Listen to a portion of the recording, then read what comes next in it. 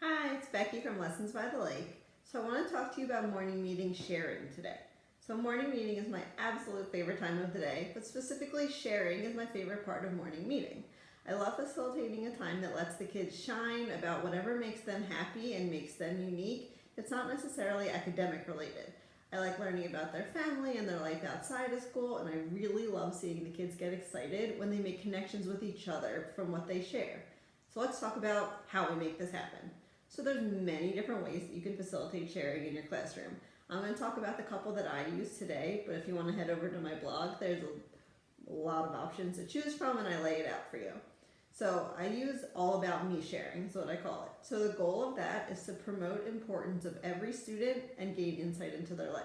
So this is when every student has a day of the week that they're sharing. So about 5 to 6 students share a day, and that's their sharing day every week. So at this point, when it's their time to share, they have the floor to share whatever they want. This requires a lot of teaching and expectation building about what they can share and how they share it, so you don't get a whole bunch of long, wacky stories. And it really creates so many beautiful moments. So after my students share, they say, "I'm ready for questions and comments." And at this point, the other kids in the circle can raise their hand and ask follow-up questions about what they just shared about. The power and confidence that the sharer gets looking around and seeing that their classmates are interested in their life and what they just shared, it's incredible. And the questions that these students come up with, they take some teaching and some modeling, but they're so in-depth and they're so interested and they genuinely care. It's amazing. Love sharing time. So they share about maybe their trip to Target or their visit to their aunt's house. And we really need to teach about something that I call a short share that's not giving every single detail. It's leaving their classmates wanting more and having something to ask questions about. So after all these expectations are established, this usually takes about 2 to 5 minutes for this aspect of sharing, even for 5 to 6 kids. And that sounds very quickly, but once they get down the routine of how to do it, it runs very smoothly. So I make a schedule like the one I have hanging behind me that shows each day of the week and what kids share that day. So you can keep it posted all week. So that's a freebie on my blog that you can go and download. I also made some options where if you want to change out the paper each week so you can see just who's sharing that day, whatever works best for your students. I've found that my students enjoy seeing their day posted all the time, even though their day doesn't change, it's the same every week. They seem to have the whole week posted at a time. By the time you're making your schedule for the week, it'll be a few weeks into school and you'll get to know your students and you'll know who seems to understand the concept of a short share and who maybe will need a little more time, and plan accordingly. Scatter your students across the days so that you don't have students that are going to give a 5-minute story on the same days as each other. Try and spread them out across the week. So another way that I do sharing, I call round robin sharing. I'm sure you've heard of that before. It's used in a lot of different instructional techniques. So the goal of this in sharing is to give every student a voice. So you pose a question or a topic for the class and every student gets a turn to answer.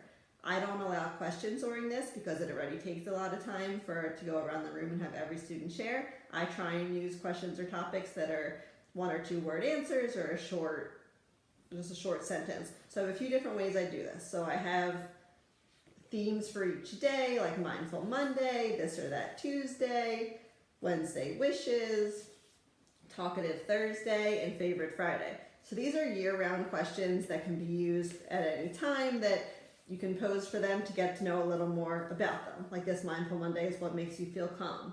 That's something I really like to learn about my students at the beginning of the year. But then you also like to learn some interesting things like what's your favorite smell? That could give you some insight into their life, maybe their favorite food. It's a different way to ask that question.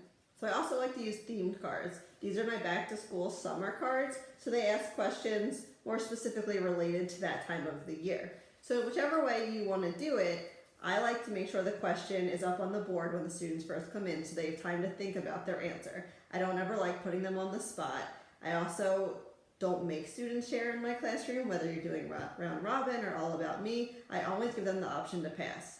I was a student in elementary school that if I had to talk in front of the class, I got very nervous and anxious and I shut down. So I always like to be conscious of that with my students and just give them the option. Usually if students pass, it's only for the first couple weeks of school, And then they're so excited to share, and because they build up that confidence with their classmates and they're ready to talk, and they did it on their own terms. So I just always want to throw that out there, that it's helpful to give them a heads up what the question is, and think about if your students would benefit from the option of being able to pass.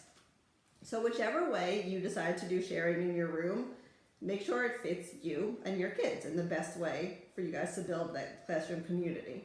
You also need to make sure you're establishing sharing expectations.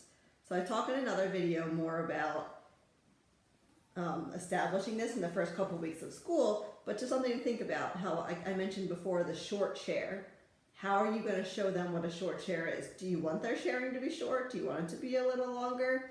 I give them a lot of examples where I tell them a story of something that happened to me over the weekend, maybe in a long few minutes with all the details. And then I show them a shortened version. Like we talk about, if they say that they went to the zoo, kids are probably going to ask what animal they saw. So they don't necessarily need to tell us about every animal. They'll probably have an opportunity to give us some more detail during the question portion. So we think about how to summarize, and that's a good reading strategy to work in when practicing these questions.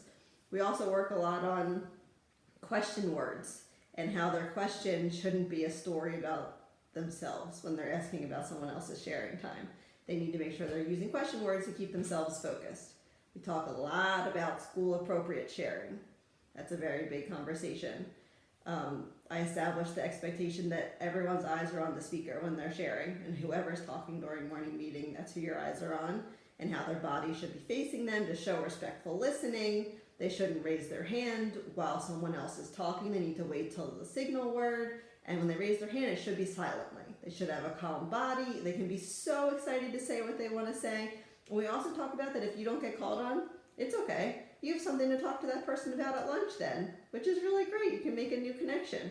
So there's a lot of different ways you can go about this. So just pick what's best for your classroom. So if you want to learn some more about the other options of ways you can do sharing, head on over to my blog. I'll put the link in the description. You also can grab these freebies while you're there to post about what shares you have each day in your classroom.